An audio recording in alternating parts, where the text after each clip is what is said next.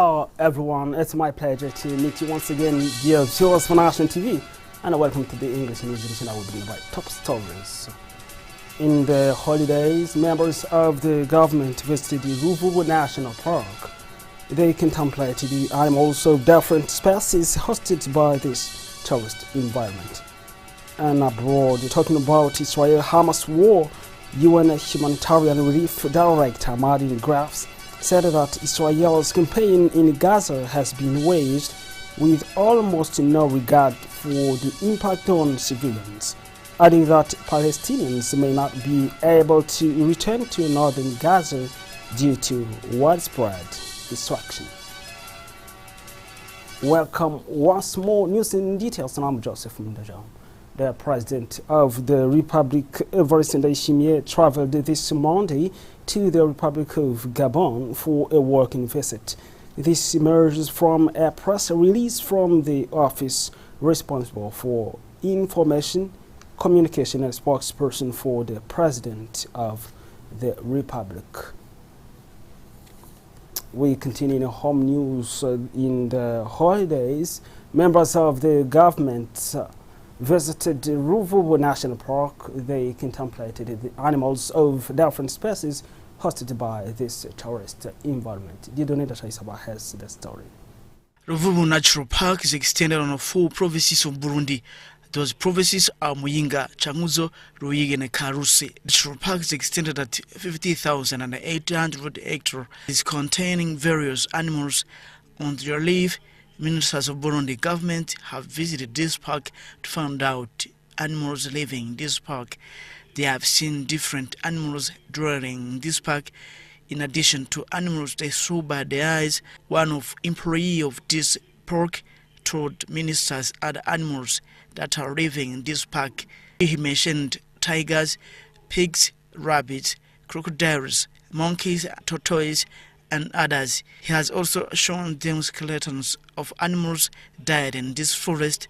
Most of those skeletons are skeletons of buffalo, monkeys, and other animals. About the requirement for tourists to have access to this park, Burundian is required to pay 5,000 Burundi currency. A foreign living in Burundi pays $10 and a foreign tourist and living in Burundi is right to pay $20 per day. And now, users of one of the roads crossing the locality of Gahera in the Magarama district in the urban area, Komina and Gitega province, request that the rehabilitation work on this road, suspended some time ago, be completed. The bikers met on site have indicated that they are recording a loss because of this impossible road. This is also confirmed by the inhabitants of this locality, who specify that this work was suspended 2 years ago. Dieudonné Dachaisaba once more. This is Magarama Kotore in Gitega province, capital city of Burundi, where part of Gahera the traffic is hard. Roads of this quarter were being paved, but activities have been suddenly stopped. Among those roads, one is starting at Main Road near Catholic Church. Another one is from a place known as Kumini. It was planned that those roads would be paved until Karera here of Mungwazon. In this period, those roads are blocked by a pile of stones, where those roads were used by many people. According to this motorcycle drive, they have promised them to pave these roads, but they failed to complete the activities. Those piles of stones disturb traffic most of the time, he added. Besides this, he mentioned that even this road does not fulfill norms. Residents of Karura 1 and Karura 2, all of them are using this road, he said. As residents of this area have said, activities of paving those roads have been stopped for 2 years. And in sporting news, we are going to return to women's football, the East African Junior Tennis Championship. And abroad, then we talk about the final match of the Super Cup between Real Madrid and FC Barcelona. Elsie Kamkama has details.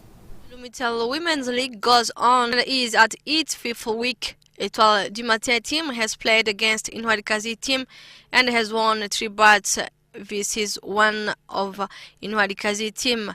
Bonaventure team has played against Le Lyon team and has won 2 bats to 0. This match you are now watching is Fofila team in blue shirt that was playing with Maika team in red shirt. During the first term, Fofila has played well but didn't mark any bat, whereas Maika won 2 bats. During the second term, Fofila has changed its techniques and has replaced its players, what has caused its success. The match ended with 4 bats for Fofila and 2 for Maika team. And in tennis, the East African Junior Championship 2024 has ended. It lasted in total 9 days at Bujumbura town. Young girls and boys from 9 out of 12 countries of the region, aged between 12 and 16 years, participated. On the boys' side, Burundi has played against Kenya, and it is Burundi that won. And on the girls' side, it is Kenya that won. And for ending, different prizes and certificates have been given to the championship managing teams, caps to the winning teams, and the Burundi has won the first prize, Kenya the second, and the Uganda the third. And abroad, last Saturday took place the launching match of CAN Championship, a match between Ivory Coast and Bissau Guinea. Ivory Coast won 2 bats to 0 of Guinea. Last Sunday, Nigeria played against Equatorial Guinea. The final score was 0. Egypt played against Mozambique. The score was 2 bats on both sides. Cape Verde played against Ghana and won 2 bats to 1. In Europe, this Sunday took place the final match of El Clasico, a match that took place between Real Madrid and Barcelona. It is Real Madrid that won with 4 bats against one of Barcelona. 3 among the 4 were scored by Vinicius Junior, and the other was scored by Rodrigo. And for Barcelona, it is Lewandowski that won that unique bat. Crossing borders now, talking about Israel-Hamas war, the UN Humanitarian Relief Director Martin Griffiths said that Israel's campaign in Gaza has been waged almost no regarding for the impact on civilians, adding that Palestinians may not be able to return to northern Gaza due to widespread destruction. Have a look. On Monday morning, smoke billowed in northern Gaza after Israeli forces once again bombed the territory. Since the start of the war, many of its residents have fled south, although the bombings have followed them there as well. Palestinians who remember being expelled from their villages by Israeli forces in 1948 say the current conflict is worse. This one is hard. It's harder than any of the displacements. They did not kill us then. We only left on foot. We kept on walking on the sand. On October 7th, Hamas launched an attack that killed 1,200 Israelis, according to the Israeli government. The subsequent Israeli military campaign in Gaza has killed 20 times as many Palestinians, according to the Hamas-run health ministry. Despite some international calls for a ceasefire, Israel says it has no intention of pausing hostilities. Every minute is critically significant, and we work with every opportunity and way to bring them back. We do not intend to withdraw from Khan Yunis or from anywhere else. The military action takes time. It requires us to be precise, and we adapt it to the threats and to the hostages that are in the area. In the north, Gaza City lies in ruins. This was one of the first areas to be bombed by the Israeli army. The few remaining residents still face frequent bombings. On Saturday, a strike hit a building that housed 3 families.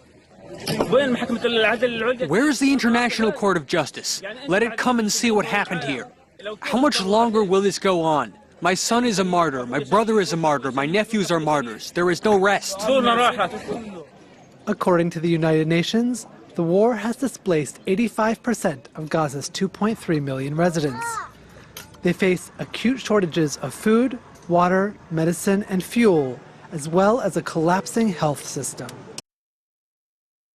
Now, in Iowa election, Republican presidential candidates exhorted their supporters to brave glacial life-threatening temperatures in Iowa to vote in their party's first nominating contest on Monday, amid fears to predict record cold snap could not keep many voters at home. Details.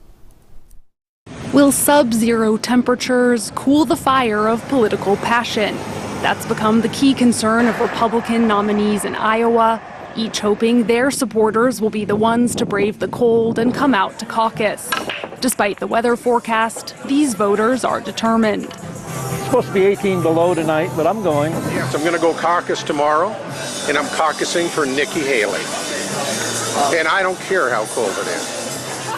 Things are looking up for Nikki Haley. In the final survey from Iowa's leading pollster, the former UN ambassador overtook Florida Governor Ron DeSantis for second place. But both remain a solid 28 points behind Donald Trump. The former president maintains a loyal base of supporters who have shrugged off the criminal charges against him. Those who lined up at a Trump event on Sunday also shrugged off the weather. Even though it's cold, if I do make a difference this year, I want to be here. Are you going to caucus tomorrow? Oh, yeah. Even though it's this cold? Oh, yeah. Yeah, this is Iowa. This is good. Yeah. Do you think the weather helps Trump tomorrow? Oh, yeah. Yeah. How so? Hey, we got to make a change. Trump is hoping to beat his rivals by a record margin. But the winner in Iowa doesn't necessarily go on to win the nomination. In 2016, Donald Trump came in only second place after Texas Senator Ted Cruz. The Republican primary contests continue next week in New Hampshire. Well, end of our news edition. Thanks again for watching. Programs continue at the National TV. Stay tuned and take care.